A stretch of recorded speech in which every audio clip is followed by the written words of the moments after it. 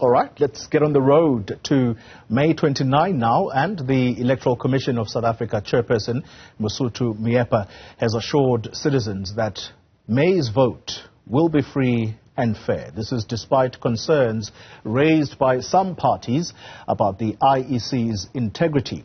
Our reporter Juniour Khumalo is live for us at the Wits School of Johannesburg, and that's where these comments are being made. Good evening to you, Juniour. Just fill us in on what else has been said thus far. Indeed, Mr. Mkambi, we're at the Wits School of Governance here in Parktown, where a series of dialogues has kick-started here around the elections that are going to be taking place on the 29th of May. One of the major things that stood out for us today was that the integrity of those elections, given the volatility of the environment right now, we've seen a lot of court processes where the IEC itself has been challenged, or where the IEC itself has also taken the judgment by the Electoral Court to the Constitutional Court. But we are joined by the IEC chairperson, Mr. Mosotho Moepya. Sir, you spoke in detail about how the judicial processes have had an impact on these looming elections. Please give us more details around that. Well, in these elections, we have seen a record number of court cases taken to the courts, really testing whether we have applied the letter and spirit of the law properly as we are required to do. We are very pleased that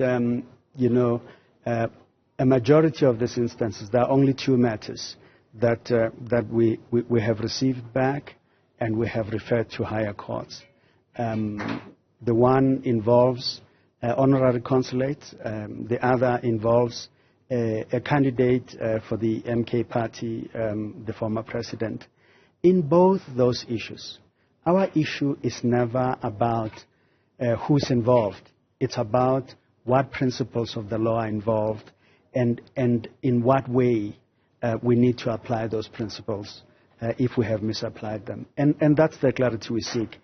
There are many matters. In my last count was 11 of them, where the courts have agreed with us to say that we have applied the law properly, and we are grateful. We are aware that out of that number, 3 of them will be on appeal, and we will deal with them. The difference on this occasion is simply this, that whereas in the past, 41 days before an election, we've never had this kind of challenges. But we do on this occasion. We have parties that are saying even postpone the elections and allow more parties to submit their nominations. We leave that to the courts to decide whether we are applying the law properly. But we are preparing for this election in earnest. We are leaving no stone unturned. And from where we sit, we are progressing really well in terms of the time frames that we have planned for ourselves to prepare for these elections. Just to take you back, you indicated that there are 2 court cases that you have sent to the Constitutional Court on appeal. Initially, during the press briefing this week, the IEC had indicated that it's speaking with the International Relations Department. So is that confirmation that you have not found each other, now you are taking it to the Constitutional Court? No. The one matter is in the Constitutional Court. It is the MK party matter and the former president's candidature. That is in the Constitutional Court because it's a provision of the Constitution we need clarity on. The other matter is going to the Supreme Court of Appeal. The law, as we understand it, makes a great distinction between an honorary consulate and a consulate that is under the control of the Department of International Relations and Cooperation. We depend on them in terms of foreign missions and the international law that applies to that work. In this instance, honorary consulates are run, as we understand it, by private citizens, sometimes from their homes. And the state has no say in what they do. That's what we understand. And that's why we say it is very difficult to say that a person who may not be a South African citizen, who's not bound by any South African law, should in fact be undertaking such a fundamental constitutional affair on behalf of South Africans when they're not bound. And that is a thing that we then deal with the Department of International Relations and Cooperation. It's not them we are taken to court. We were taken to court by the Democratic Alliance.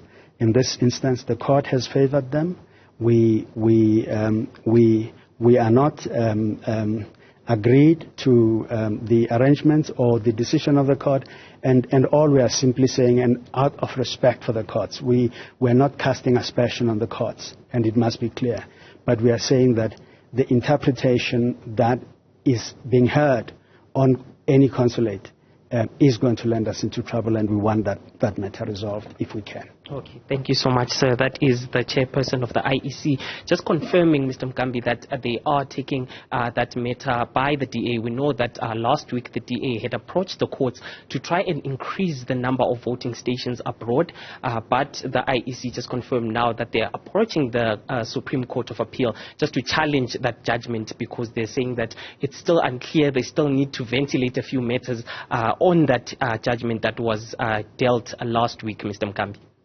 Juniour Khumalo live for us there at that particular event that is about to get underway. Already lots has been said there.